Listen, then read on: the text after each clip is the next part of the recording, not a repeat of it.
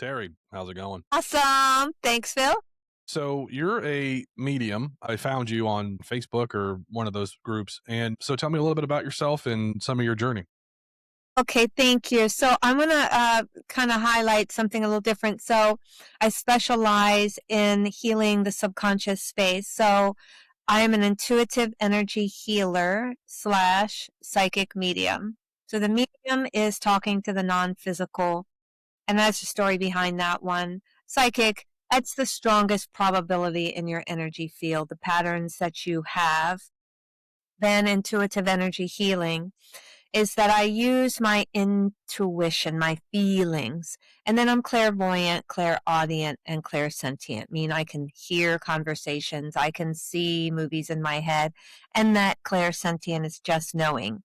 And what I'm looking for are people come to me in struggle, lack, need clarity, can't let go of something, and I go to the subconscious, and it's usually those limiting beliefs that are created before the age of 7 between a caregiver such as a mom or a dad. It doesn't mean that they were emotionally or physically abusive. It just simply means that there's interactions. The child sees it for the first time. The child chooses what they think and believe, which is really not true, but then it becomes part of the subconscious, and here we are as adults, and people, places, and things will trigger you, but it's a feeling. And the feeling bubbles up, but then because we're using our eyes and the ears, we'll say, why'd you say that? Why'd you do that? When in fact, it's the feeling and it's an opportunity to shift and change. Does that give you more clarity? Yeah, it does. It does. Okay. Yeah. So when did you first discover your ability? So, thank you. Mhm. We all have it. Like Phil, when you walk in, you're like, something's just not feeling good in this room. Mhm. That's that feeling. That's the intuition. But nobody's there and you're like, oh, whatever. And then you doubted it. Maybe there was somebody in the room right before you. Maybe your wife was in the room and she had an argument with someone on the phone. But then the energy was still left in the room, even though you weren't there. Right. So Okay. that's part of people feeling things. Mhm. And then that's the feeling, the intuition. But I was in a car accident at the age of 8. Okay. And I was hit by a car. I was in the hospital for a month. I was in an oxygen tent. My condyles, the condyles are what opens and closes the jaw. Both of them were broken because my Right. face hit the concrete. Ouch. And I had a lacerated liver, bruised spleen, dislocated left arm, and then that jaw. When I woke up, my jaw was wired shut. I was tied to the bed because they wanted me to lay there for a month. And I just remember when I started coming to, I was pulling on my arm and they had me tied down so I wouldn't pull the things out of my nose and all of that. And I just wanted to roll over. My back was aching. Okay, I can And then I imagine. rolled up. Yep, they untied one of the arms. I rolled over and went back to sleep. But it was in that where I had to go through the physical healing of the body and then the emotional healing and then so many things. So I'm going to give you a little side story. My parents married. My mom was 15. Wow. My dad was 17. Okay. By the time my mom was 18, they had 3 children, and we were not triplets. Wow. Yes, we were not triplets. One right after another. Yeah. And so my mom gave birth, I believe, before they were married or right at that. Mm-hmm. And so that's why when you're saying, 15, 16, 17, no, she was 18 and had 3 kids. And so can you imagine? I can't, but can you imagine being 18, 3 kids and trying to make ends meet, No. Right, right. And so there was a lot of lack. My clothes most of the time didn't fit. And, I remember electricity cut off quite often. My mom would pull blankets around the dining room. She'd turn the gas stove on and open the door so we would have heat. Mm-hmm. Wow. And so there was quite a few things that I had to overcome in my own personal upbringing and then my 20s and 30s to overcome lack and not being good enough and all of those things. But I had a spiritual epiphany at the end of a 14-year relationship. We had 2 children, but I kept giving and giving and giving endlessly. And I hope that you haven't experienced something like this, but I was in a relationship and feeling like I was a single mother. Mm. Lonely, someone right there, and there was nothing there Yeah. other than a physical body. And so now here I am, lost, alone, angry, resentful in this relationship, and why I keep pouring and not getting anything in return. And when a person goes through that so deeply and so long, I said it was 14 years, and I kept reflecting back on myself, what's wrong with me? Yeah. And so it got to the point where I was at the end, and I'm like, it's me. I'm done. And so I woke up at 3 a.m. I went into the bathroom. I laid on the floor. Because we had two small children, I really didn't want to do it myself. But I was so into God, I'm good, take me.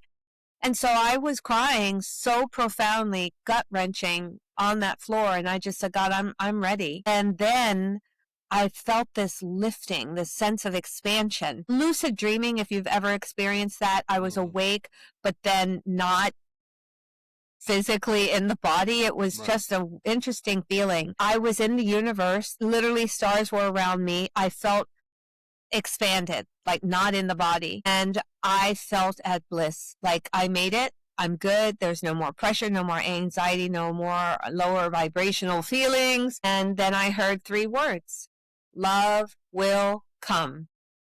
It was very, even deeper than your voice. Very masculine, very fatherly, just knowing that like your dad hugging you.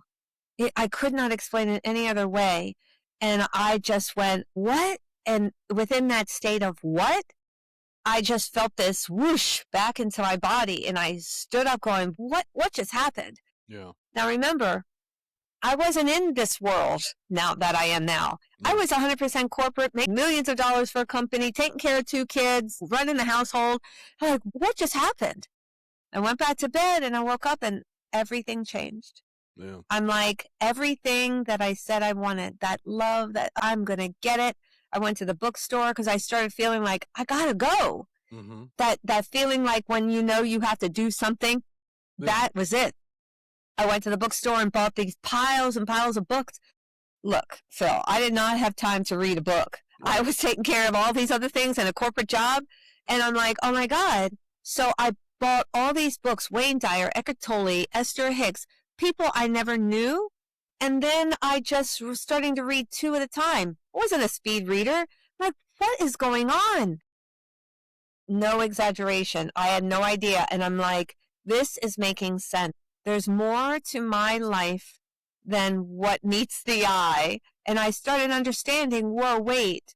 And remember before we started, I said the truth always makes sense, right? And the truth makes sense. And I felt like there's more truth in these books than what I'm living. And I got the strength to leave that relationship.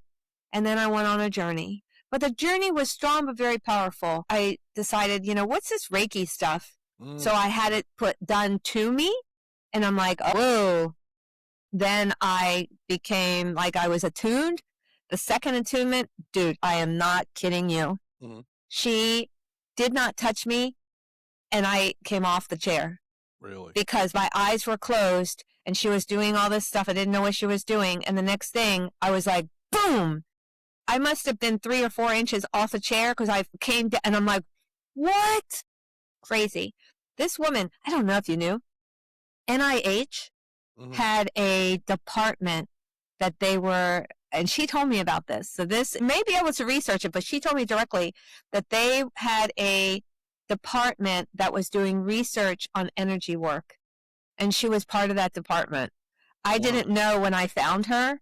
So when she lifted me off the chair without touching me, I'm like, oh, maybe that makes sense. Right. But she said that they were doing some research on how energy work, what the systems, quote unquote, are, how it heals through NIH. And I live right up the street from it, from NIH. So I know that she was telling the truth. It was really making sense to me. So that's actually how I ended up starting my journey. And then I started training with masters in energy work. And then I started getting downloads, and I wrote a book and manifesting things. I've been on some reality shows and some crazy things. So that's quite the journey. And to answer your question, yes, I have been in a relationship where it's just some coexisting with somebody. It was my first marriage, and it's like, and my second one too. I'm But sorry. no, it's fine. Listen, I look at everything that comes from life is for growth, right? I mean, listen, we all have trauma. We all have something that's kind of held us back and been a millstone around our neck, right? But Yeah. but the point is to kind of learn how to untie that from you and then move on. And Yeah. then you look at the bad as the bad and you find a way to make that nurture and grow. It's not Mm, easy. It is this multifaceted way of thinking, but you can't life can't just be good all the time because then it becomes pointless to me. If it's just yeah, yes, I love and that you say it yeah, because I say it that way. yeah, Yes. and if you don't have it's like one time I was doing helping a surgeon do a difficult case. It was a hip fracture, and Mm, when you do this kind of stuff, you have to think fourth dimensionally, right? So the bone can break in many different ways. So yes. we were trying to do this. It's a intermedullary rod. So we make a small incision in the hip, and we go through the femur, and we fixate with a titanium rod. Wow. So what happened was this bone broke, and it broke in such a way to where it was blocking the rod, and we were trying for 3 hours to get this thing down. Mm, After we figured it out, got the bone reduced, got the rod down, and done with the case, I said, "These are the ones. The bad ones make you appreciate the easy ones." I've always had that outlook on life, but if the bad wasn't there, the good wouldn't be good. Does that make sense? yes, absolutely. I kind of say, like, if you were able to eat chocolate cake all your life, Mm-hmm. even after a year, it wouldn't taste that great. Exactly. So we have to be able to have that ebb and flow in Mm-hmm. order to understand, like you said, to feel the gratitude of the goodness versus the bad. And we turn our weaknesses into strengths. So Mm-hmm. how you described it, I get that part. Is that when, we can't just push away what we think is bad, because that's a label, right? Right. Or what we're not getting because we're forcing it in this box. Yep. You know, allow ourselves to think and feel and know we can receive it more broader. Mm-hmm. I just got a flash. I love the flashes. I mean, this is as simple as this. My daughter and I were looking for a condo, and it was a year.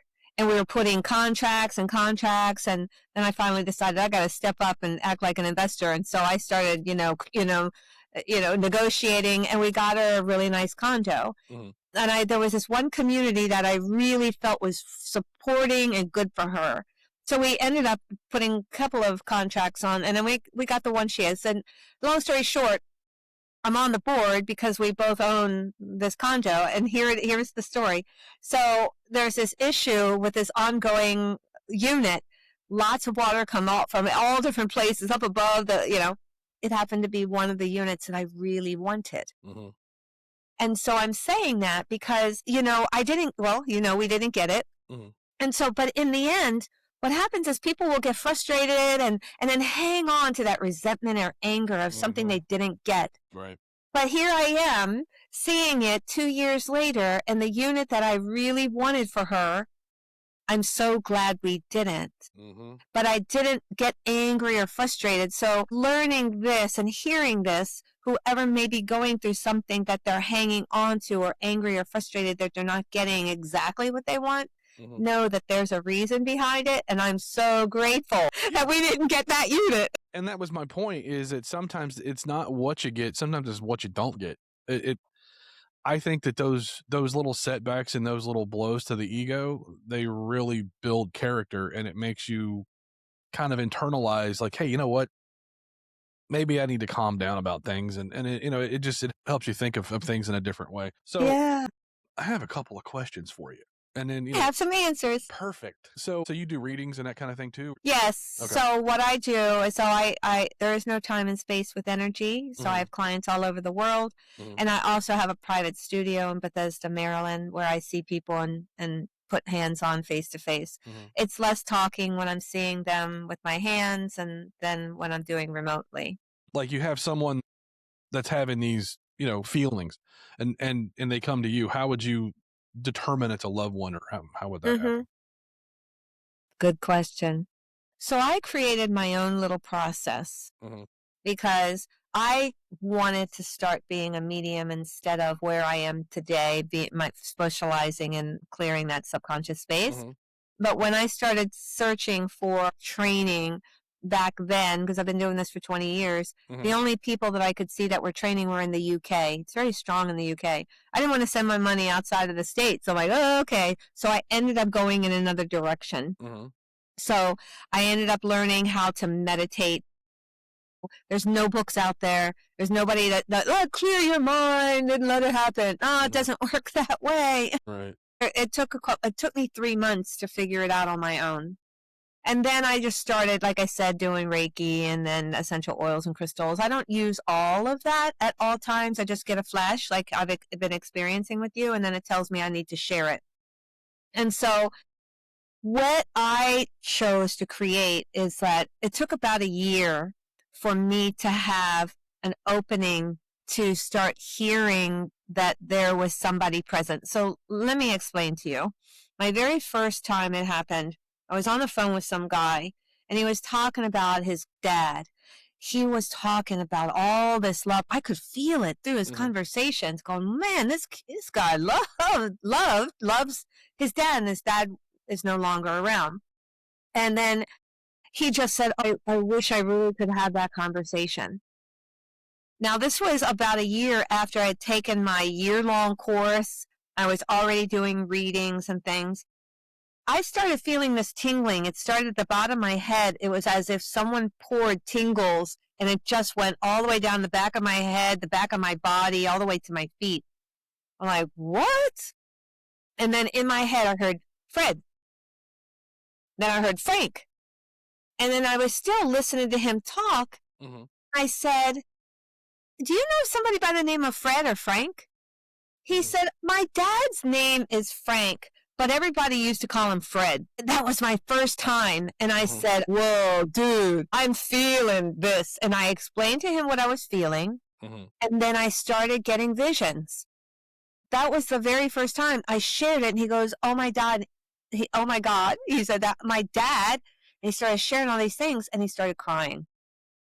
So I knew that there was something there and I just allowed it to flow. And I want you to pause for a second and listen to what I have to say because this is really important because your question was really important. The second time I hesitated, I doubted because I'm like, oh, well, it was the first time. It was so good and profound. Is this going to be right? And this is actually how a person gets started.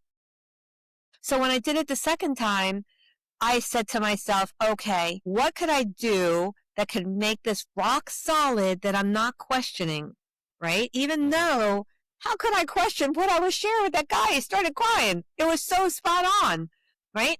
So I have vision a door that sits right above my head, around pretty much where my hands are. So it's about, 12 inches above my head. And in the door, I'll see a glass window up above. And I'll see it, I'll visualize, so I'll say, hold on, I'll close my eyes and I'll vision this door with light around the edge of it. And then I'll know I'll call in. So if you're looking for your granddad, I just simply, if you want to give me the first name or you say, hey, my granddad on my dad's side, that's good enough for me. Mhm. And then I'll ask, please come in. Please allow this to happen for Phil. I really want to be that person Mhm. to help him. And then over time, what end up happening is that, like I'm sitting on the couch right now, I will feel within seconds.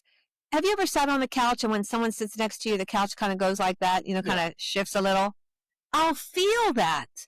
I'll feel as if someone sits next to me, and then I'll feel a pressure, and it's always on my right side, Mhm. and I'll feel slight pressure on my arm or tingling, just a little tingling. And I'll say, okay, this person is in. Give me 1 minute. And then I will have an internal conversation and say, tell me the strongest thing to prove you are who you are. I don't care about the name. I want to know how you died, what your favorite words were, what your idiosyncrasies were, so that you, Phil, will say, my God, Mhm. granddad is here. Yeah. And they'll share that with me, and it's spot on every single time. Yeah. And then I'll say, do you want to ask specific questions or do you want me to just share what they say? Most of the time they'll come in really excited and I will struggle. My heart starts racing and I'm like, hold on, there's so much going on. Or they're very emotional and I have to control my emotions because I'll start crying. There have been many times, children have died. Mm. They're crying because, oh my God, my mom or a husband or wife, grandparents, they're so excited. At first, I'll see if they've never come through or been called in before, they'll start writing. I'll see a vision of someone writing, and then I'll have to say, hold on, I can hear you. So I'm having a conversation in my head to them to say, give me more, because writing is going to take too long. Right. No, I'll have it as if I'm talking to you, and then I'm the conduit, I'm the presenter, of being able to communicate. Okay. So here's another question. When you receive a message like that, I mean, I know you said you had some tingling and stuff, but that's when somebody is around you. But when you receive a message, what does that do to your body? Like, what's the physical aspects of that? I love that question, because this one, so there's two, and bear with me here. Mhm. Just like as if when someone is wanting something and they'll ask a question and they'll get goosebumps, Mhm. that's kind of a confirmation of yes. Most people will discard that, but Mhm. a tingling is like a higher goosebumps, but tenfold. Mhm. Okay, that's the only thing that'll do to my body. But there are times. There was this one where I kept feeling this pressure. That's the only way I can explain it, is pressure that was like pushing against me. Mhm. I was working with a woman in her home. Her husband paid to have me privately come to their home. She was 16 when her mom died. Mm. That's a predominant age. Yeah. And he wanted to have a special session for her birthday that I could give. So I'm sitting in front of her and I could feel this pressure. And I could hear this mother saying, I just want to hold her. And I feel emotional at the time because I can feel it now. Mhm. And I could feel this pressure was wanting to come like into me. That's a no-no. You don't want Mm. to have them in your own energy. Yeah. But in this case, I said, you know what? This is the one and only time I'm going to allow this, because this mother, this daughter, they didn't have an interaction since 16. 16, wow, that's development, and she needs motherly guidance and certain Right. things. And then I said, okay. So I allowed her to come right into my energy, literally. Mhm. I sat right behind her. I put my arms around her shoulders and I started rocking her back and forth. And I started singing, Michael, row your boat ashore. Mm. She said, Terrie, my mom used to sing that to me when I was little. I had no idea. This mother wanted to hold her daughter, Yeah. and the tears between all three of us were flowing. I allowed that to happen because that was the intimate. She just wanted her mother. Oh Yeah, I God, mean, it's you just, got to figure yeah, like yeah, her dying and her daughter's 16 years old, like you said, that's a huge yeah. time for a young woman to go through a loss like that. So that's good that you were able to give them that bit of peace, you know? Yes. Yes, but it's really is not a good thing to allow that to happen. But I knew in this case how special this could be, Yeah. and then I have had them come close. I'm like, no, no, Yeah. and that was the one and only time I will allow that. That I did allow that. Well, speaking of, here's a good question. What do you do to protect your energy from that kind of stuff? Yeah. So over all of these years, at first, I could tell you some crazy stories. I mean, Some really crazy, we got time, so crazy stories. I lived it, so I know it. I've seen it with my eyes and ears and all that. So when it comes to me, I've never had them, well, up to a point, never had them, quote unquote, come yeah. to me and try to, do things. But a couple of years back, I was listening to a meditation that was bring forth your love, and, I'm single. So I'm like, okay, let's do this meditation. And I meditate every day. So I'm like, I'll do it at night. It was one of these really long 11-hour ones. So I Mm. put the earbuds on and I fell asleep with it. A couple hours later, I woke up out of a sound sleep with this energy next to me. I could feel it. It was as if you walked into the room. So it was this larger, masculine, broad shoulder energy. And I'm like, what? Eyes wide open like a Mhm. cat. Mhm. Instantaneous. And I could see the figure in my head, but not with my eyes. because I'm multidimensional because I could see these things. Mm-hmm. And I'm like, what the hell?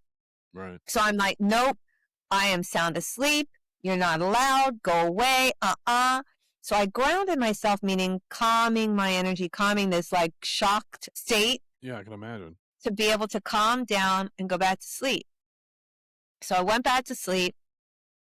I don't know how many hours later, again, but I was on my left side and I could not, I don't remember what the scientific word for it, but when you're in the sleep paralysis. Sleep paralysis, yeah. I opened my eyes and I could not move. Mm. And I could feel the bed going down. Like I was on an elevator. I'm like, holy, oh no, hell no. Ugh, yeah. But when I'm looking at, my eyes were open, and that side of the room is a sliding mirrored door. It's my closet. I could not see anything. I closed my eyes. I could still feel the elevator going down. I start calling in all sorts of things. God, angels, Archangel Michael. Yeah. Well, that goes to that old saying, there's no such thing as an atheist in a foxhole, Well, that one took me, because that was the very first time that experienced that. And I have a few clients that see things. Yeah. I don't see them per se, like this one couple, very interesting couple. They were married for 5 years before they told each other they could see non-physical beings. Wow. They didn't even tell each other. Then they had a child who sees non-physical beings as well. Having support mechanisms to get through. It happened another time, like a year after that, but that I handled differently. And then I'm like, oh, hell no. So you asked me the question, what do I do? So from that moment forward, I have an acrylic canopy bed. So it's just these acrylic strips. So I close doors, windows, and I say, no one is allowed in my little cocoon, in my bubble. I am sleeping. Hell no. Yeah. And it's never happened since. I had a medium on before, and it's different because he says he sees things, he sees people. It's different for different people. Like you said, you just feel energy. He was seeing like 8-foot praying mantises and stuff. Listen, he believes it. That's all that matters. Let's stop there for just one second, because it's what you allow and choose. So I say, I really don't want to see a half body there. I would prefer to feel you. And I have this way of seeing like it's a projection in my mind that almost, how do you explain the projection through your eyes? And it can be like holographic. So sometimes I will accept that and I'll say, I want to see more. I was at a restaurant years ago, and it was an old restaurant, and I was with a group of people, and I started seeing figures with the top hat from the 1800s. I'm like, wait, hold on. I'm seeing somebody with a top hat sitting in the corner, and these women with the big poo-poo flu dress, right? Right? Yeah. And then I asked the waitress, I said, give me the history of this restaurant. Oh, yeah, 18th century, blah, blah. And I'm like, there's the people. Right. And so it doesn't happen often for me, but it's a random occasional, and, that those things happen. But, having conversations where I've seen people possessed, that's another situation that I've experienced. Yeah, that's probably a little scary. Have you ever received a message and chosen not to share it because of because it could harm the person, or no? So there's two questions there. Have I received messages that I chose not to give? To a point. Right. Then you asked to harm. For me, I can only speak for me. Yeah. Emotional harm. Right, of course. Yeah, and so, but then I'm judging what that answer, what those messages are. So I prefer not to be a shock and awe, to go into the grocery store and say, your mom is knocking. Can I give you this message? Right. That's inappropriate. Because as I've talked to other mediums and I've said, look, you do you. However, what if that mom was abusive? Do you really want to do that and then cause that emotional harm to that person when they really don't want to hear mom apologizing? It's wrong. Yeah. Right. So I choose not to do that. I just kind of message it to other mediums to, think about what you're doing. So I actually there was a situation where I was invited through another girlfriend to this home. I did not know that he lost his wife. I don't know how long it was, but he was having a conversation. We were talking about my energy healing work, and then he says, "Let me." He had a massive house. He said, "Let me show you around," and he was taking my girlfriend and I around. And then he had this room that was like this altar room. And I Hmm. said, "What is this?" "Oh, I lost my wife." "Oh, wow. Wow. I'm sorry to hear that." And then I didn't know and I didn't feel it.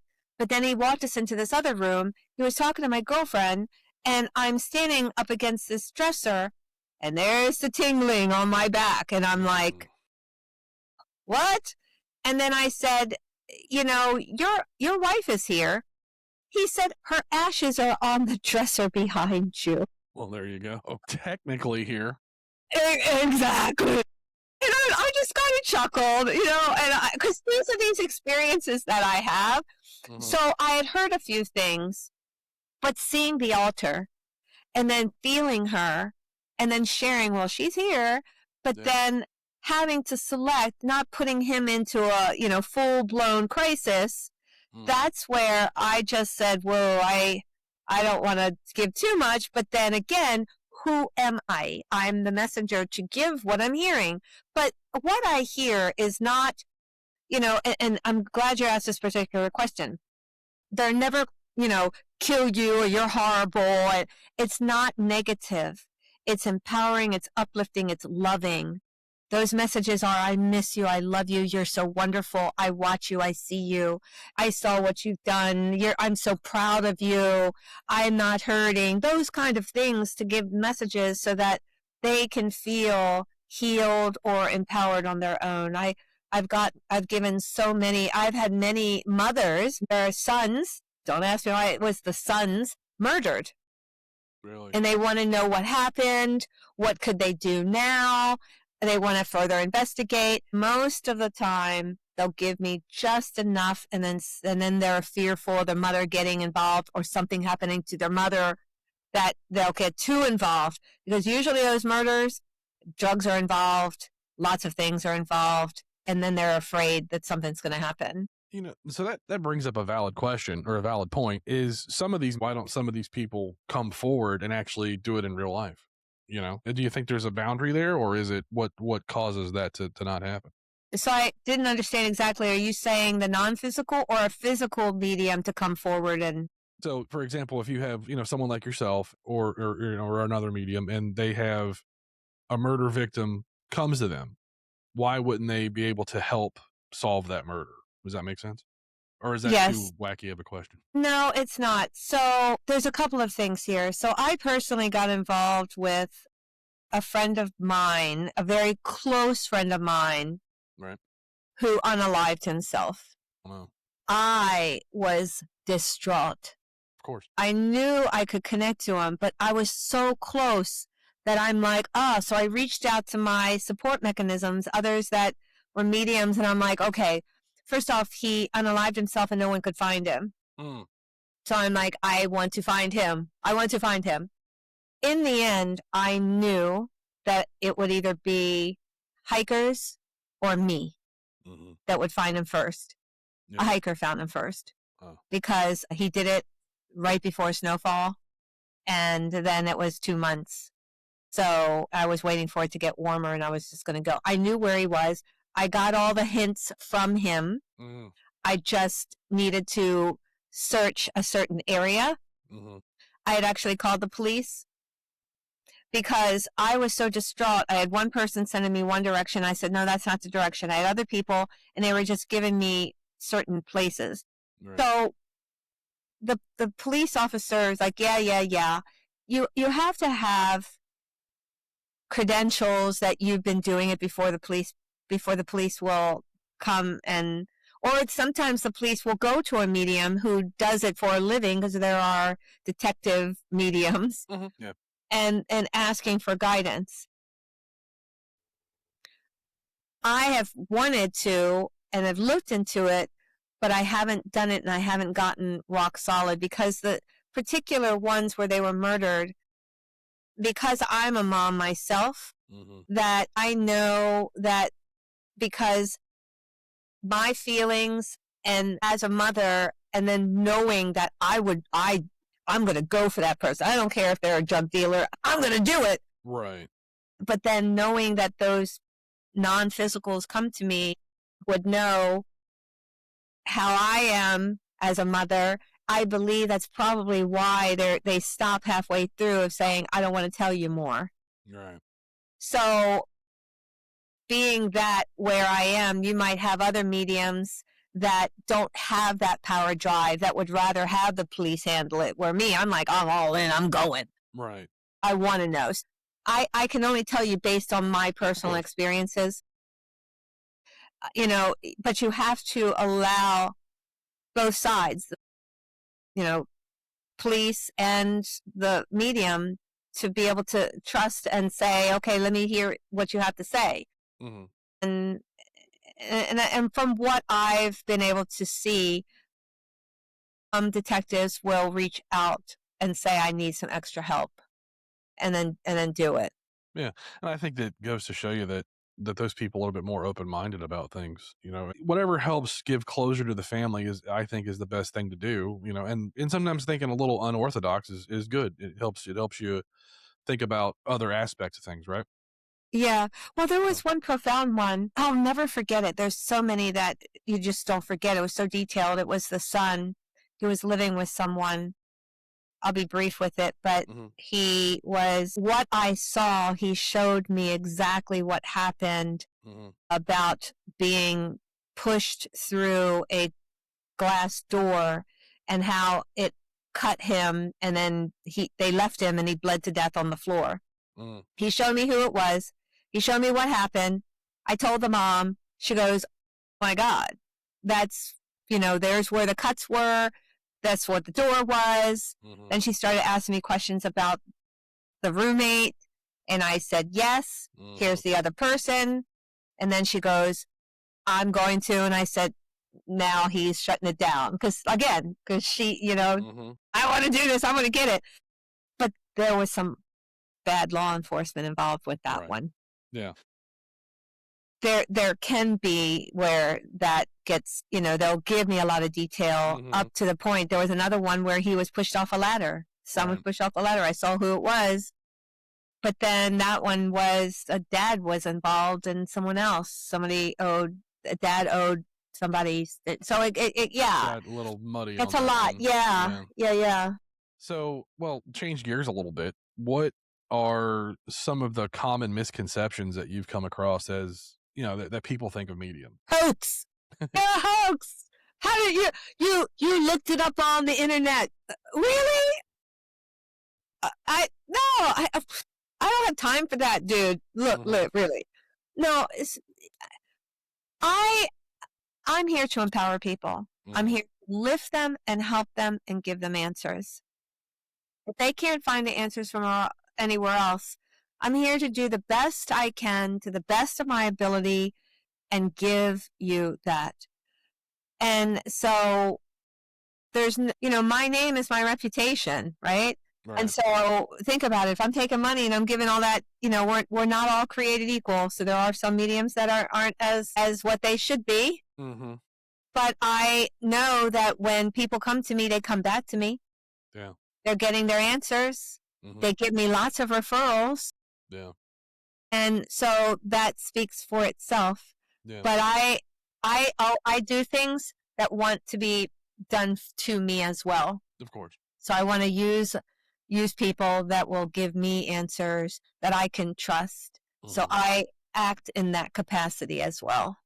That's fair. Sometimes you just get people that are just bullheaded because, as humans, we get tunnel vision and my way is the right way and that's the only thing and all that. And no one ever wants to, think differently. So I know it's probably hard to pinpoint, but do you have a particular message from the spirit world or whatever you want to call it, the next life? What was the one that you felt that was the most profound to you? Do you have one that kind of like sticks out in your brain that's like... Yeah, there were two that just popped in. It may seem very subtle, but I remember how they both responded. Mhm. It makes me cry to think about it. The one was a young Hispanic woman, had small children, and her husband died. He was in the military. Mm. And I remember where I was sitting. That's how profound this one was. I was in the dining room. And I was sitting and giving her the message. And I was at the head of the table. And I saw an oval shaped mirror that sits, one of those older ones that you Mm. can sit the mirror up. Mhm. I saw that. And I saw her standing in front of the mirror looking at herself. And I saw and felt her questioning how she looked, how she is, and her sense of not letting go of her husband, who's no longer here. Mhm. And her husband came through. She didn't even ask the question. He said, "Please, I'm okay. I want you to go on."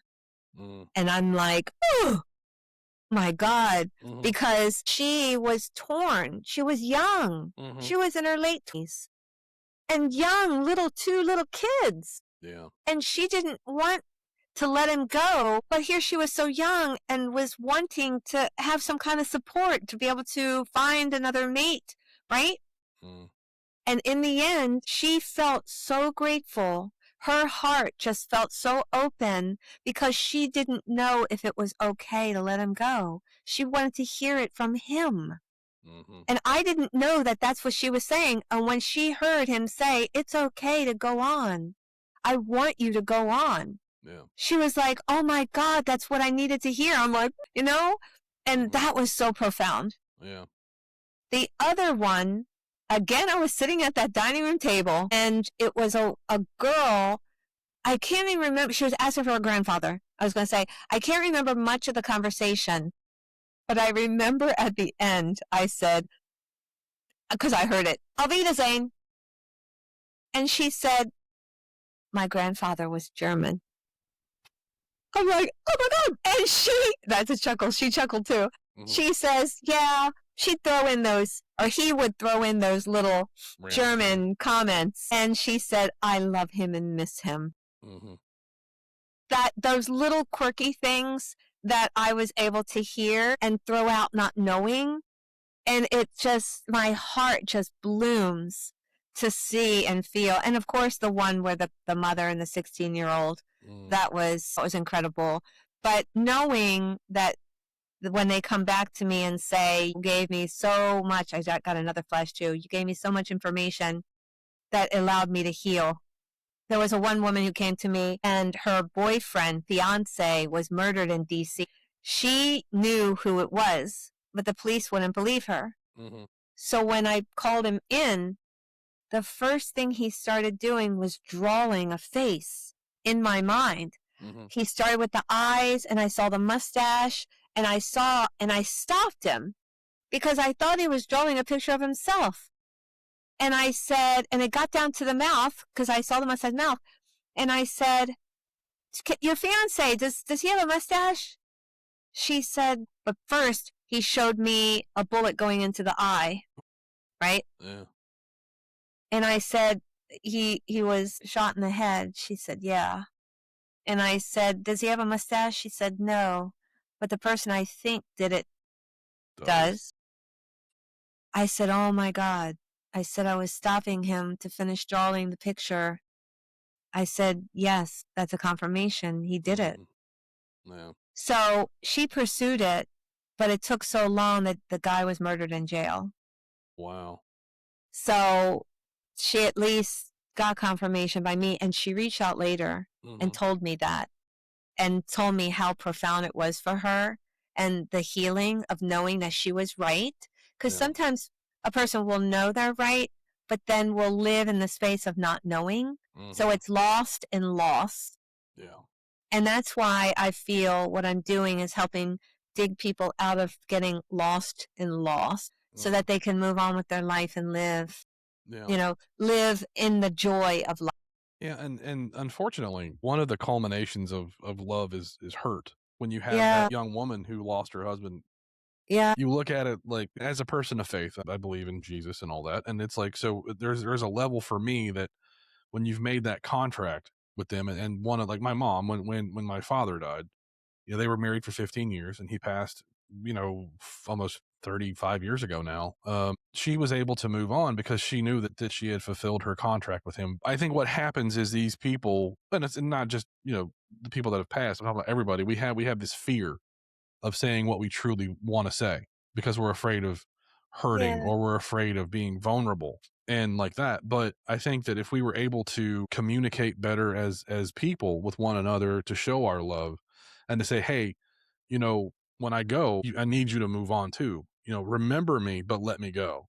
don't Yeah. don't linger in your loneliness because I'm gone. Find love, find happiness, that kind of Yeah. thing. And I think if we were able to maybe communicate that a little bit better while we're alive, we may not have all these problems of people clinging to their unfinished business, as they say. Yeah. Well, what ends up happening is that when they feel that Mhm. line, let go, move Mhm. on, Mhm. that they internalize and think, I'm not loving that person anymore. Right. And so there's where the intuitive energy healing work comes in, Mhm. is that I'm shedding those thoughts, and so that they can say, I'm embracing what I had, Mhm. celebrating that, and knowing that I was able to feel that, and Mhm. that I don't have to just love one person. Love is to all, Yeah. so that they can know they can love another person just as much, if not more, to someone else. So there's two questions that I ask people that come on my show. The first one is, what are two things that you live by as a human being? What are two core beliefs in your life? The truth, Mhm. because I am the seeker of the truth. If I'm not living in truth, then I wouldn't be as good as I am. Right. It too is hard Mhm. because love and Mhm. gratitude. Yeah. So when I teach intuitive development, which I do, the number one thing is meditating, but gratitude. Mm. When we're grateful to see and know, and I'm not talking about, like, I am truly grateful for this opportunity to be with you and your followers, Mhm. but the fact that I'm grateful that we have internet. I'm Mhm. grateful that you can hear me. Right. I'm grateful for the glasses that I can see you with, right? Mhm. So it's a deeper level of gratitude, even the Mhm. glasses. Yeah. And people will, and we're just prone to not realizing that everything around us and what we've created, the home and all the artifacts and everything, is we have to be grateful for all of that. Mhm. And the deeper we get into gratitude, the more the things that we truly want in Mhm. our lives will happen with ease and grace. Right. Because when we're like, I don't have what I want, and they stranglehold it, then Mhm. it takes longer to get to that end result. Correct. So living in that gratitude, but knowing that, I heard you say, about your relationship Mhm. and, the comment you made, and that's fine. That was what you were feeling in the moment where you threw it out. Mhm. But I know the moments that Mhm. you think back, there are times where you're like, wow, I really, I was with that person for that reason. I was feeling that for Mhm. that reason. So gravitate and hang on to those, Mhm. because then it brings more of those feelings into your life. Right. Exactly. Yeah. And then truth, because I am the seeker of truth through your energy, through the, messages that I get and the flashes that I get. If I'm not living in truth, then I'm not going to get that, and it's going to be convoluted. Right. And I'm getting a feeling of like a cat, that Mhm. purry saw feeling. And so it's important. And I've always said when I started moving into this work that I'm going to make sure that I retract any judgment and really be clear. And, this physical body is just a ball of energy, right? You're going to be triggered by it, right? And I call it like a tumbleweed. One little break of those stick and, you'll explode into anger. I still have those moments, but then it's not going to linger, not going to hang on to it. I'm going to look at it and say, okay, what's in this for me? What do I need to work on? Who do I need to forgive? Because I'm not going to allow that to take me down and change my whole day or year or month or personality. Right. but I'm not going to ignore it and deny the feeling. Mhm. So I want people to understand that there are some, just let it go. If you're feeling the feeling, I'm angry, acknowledge it, but don't let it own you. Don't linger. Yeah. Yeah, let the anger burn fast and get it out and then move on. Everybody likes order in their life. Not everybody thrives on chaos. I mean, I do a little bit, but like you saw before we started recording today, there was some outside external factors that were driving me nuts. And you could tell that I was irritated because it's like it's always that same pattern, right? And it's that pattern, it's like you got to figure out a way to disrupt that pattern that makes you angry. And then I've learned that I can't control everything. I can only control how I feel, you know? And Yeah. sometimes when you get frustrated, but that doesn't always work that I can control how I feel. Sometimes you just get, like you said, you know, but it's what we do with that. And then we That take a breath. exactly. Yes. And the second question is you are about to cross over or whatever you want to call it. What do you want to be remembered for? Mm, exactly what I'm doing now. And you know what I heard in my head? Mm, Saving lives. there you go. It instantaneously came out. The way I look at my work, Hmm. I look at it as being a profound answer. Hmm. So I've seen so many shifts and changes in people for the better Hmm. that I know that I am saving lives. Good.